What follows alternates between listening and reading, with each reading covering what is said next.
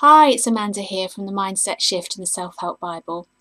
I want to talk to you today a little bit about the way in which your unconscious mind helps to create your reality. And the reason that I've decided to record the video today is that I've seen a few posts on Facebook lately which talk about how your thoughts create your reality and how your thoughts create your luck. And one in particular today seems to have caused a bit of a stir. And it's just a little article which says that basically we create our own luck. But obviously, if you are at a point in your life when things aren't maybe as great as they might be, that can feel like a real kick in the guts, because the last thing you want to hear is that the reason things aren't going as well as you might like them to be is anything to do with you. And the idea that you might be creating what's going on in your life is obviously not a very nice thought. So I wanted to make a video today which will explain to you a little bit about why that's true, and also I hope that in doing so it will give you the chance to see how you might be able to change your luck effectively, and how you can go about creating a life which is more in line with what you want. Because once you understand the processes, it's much more easy to see how you can bring about change in your life.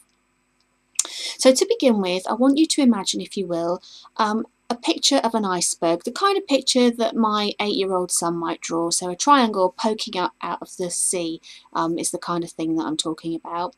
And I think we all know that the little bit above the water is obviously a very small proportion of the overall iceberg. And this is very similar in many ways to the way our mind functions.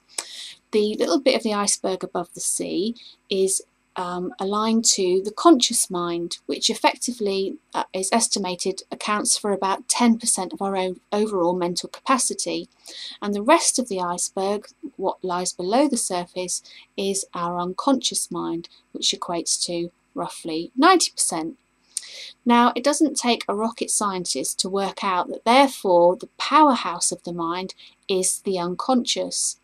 And this is where things get more difficult to understand, perhaps, because imagine, if you will, a funnel, the kind of funnel you might use to pour milk into a bowl to make a cake mix or something like that. If you picture this as being like your unconscious mind, you have approximately 2 million bits of information which are picked up by your senses every second that come into the unconscious part of your mind. So your taste, smell, touch, hearing and sight, all these things are picking up on information every second, about 2 million bits of it. And the conscious mind, which is the bit in this analogy at the bottom of the filter, can only actually handle about 7 bits of information. So every second your unconscious mind, which is the bit that just works all the time without you even being aware of it, is taking in about 2 million bits, and it can only put 7 bits, give or take 2, out of the other end of the sausage machine. So you can see that it has to discard an awful lot of information. Now, the way it does this is by using a set of filters within your unconscious mind, which are things like past experiences that you've had, memories, your language, values, attitudes, and perhaps most key of all, your beliefs. So it picks out things which are aligned with those filters, and things which are not, it discards. So imagine, for example, that you have a belief which was probably created when you were very young, because most of your beliefs were when you were too young to reason and think about whether these things were actually true. Imagine you created a belief at that time that you were no good at anything. From that moment on, your unconscious would pick out the things around you, the things in your unconscious awareness that matched that belief. So things which showed that actually you were really good at something would not be picked up on. You would pick up more frequently on the things which proved that you weren't good at something. And as time goes on, the belief would become stronger and stronger, because you'd have more and more evidence to point to that fact. So you can see that over time a belief like that would get stronger and stronger. And because these beliefs are so unconscious, they permeate everything you do. So things like the relationships that you have, you might go into them feeling unconsciously unworthy, and therefore the type of partner you would attract would be somebody that might take advantage of that. Imagine in a career situation, if you're going for a job interview and you have a fundamental belief that you're not really worth very much, then obviously you're going to be less successful than if you go in feeling confident and having good levels of self-esteem. So you can see in a very short space of time that a fundamental belief like that really would affect every area of your life.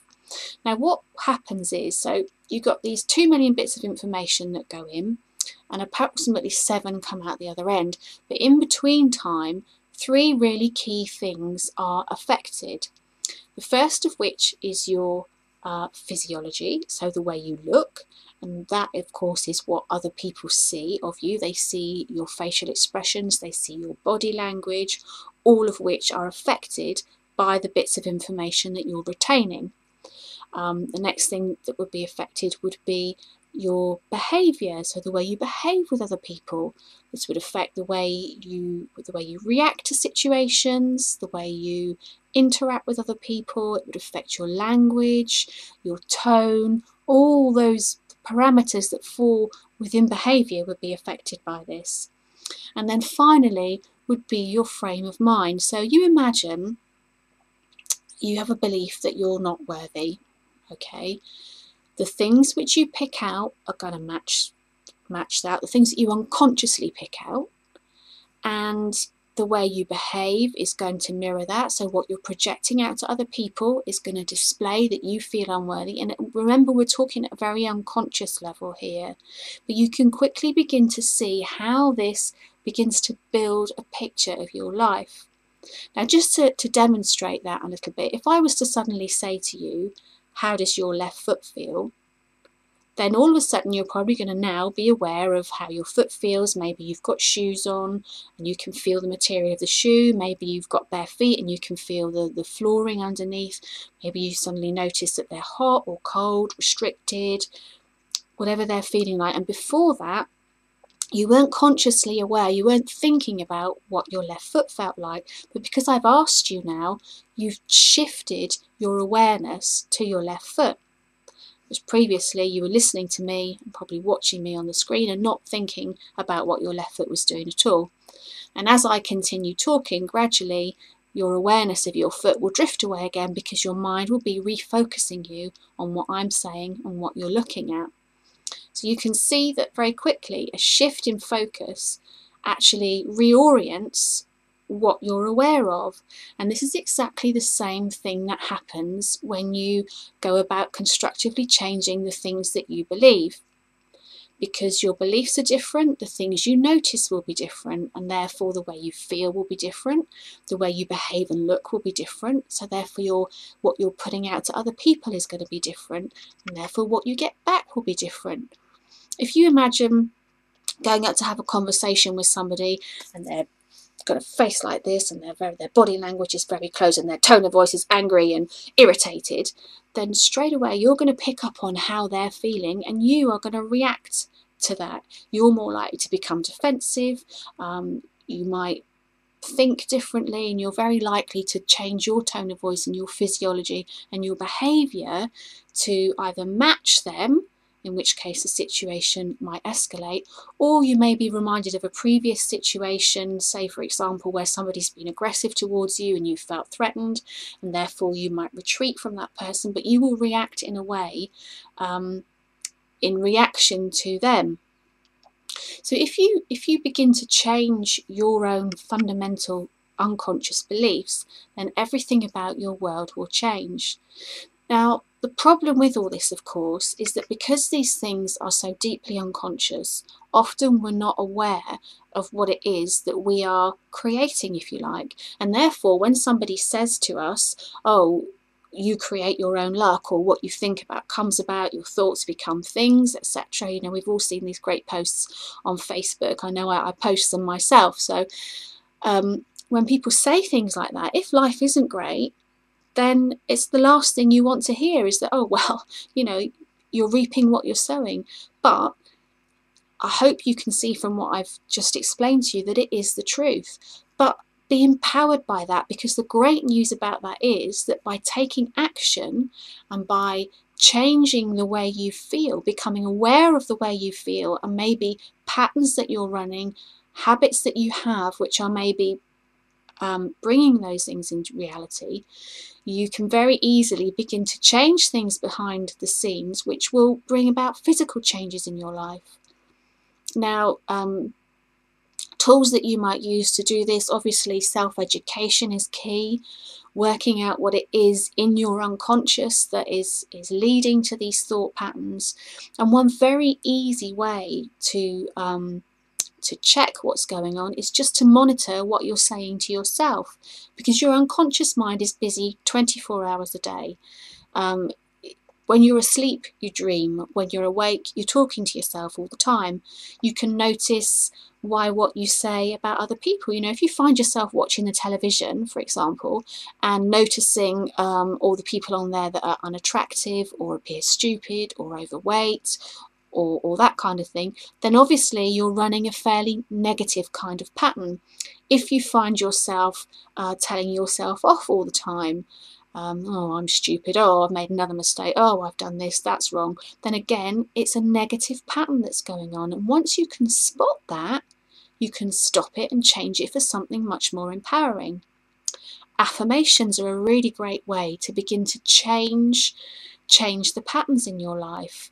I've just reading a really great book by a lady called Louise Hay, which is called You Can Heal Your Life, and in there she explains really well about the power of affirmations, particularly for healing physical disease, because that's her area of expertise.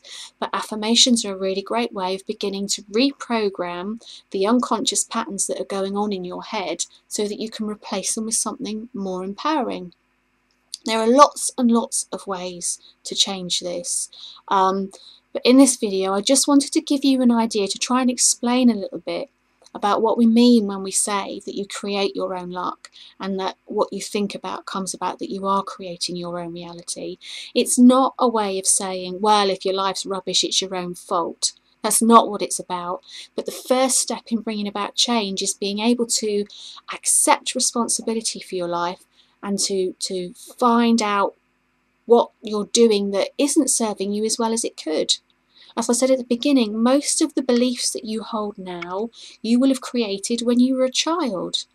And if you were wanting now to make an important decision that would affect every area of your life, you wouldn't ask a 4-year-old, would you? And yet effectively, by going through life never questioning how you think and feel about things, that's exactly what you're doing. So that's the end of this video.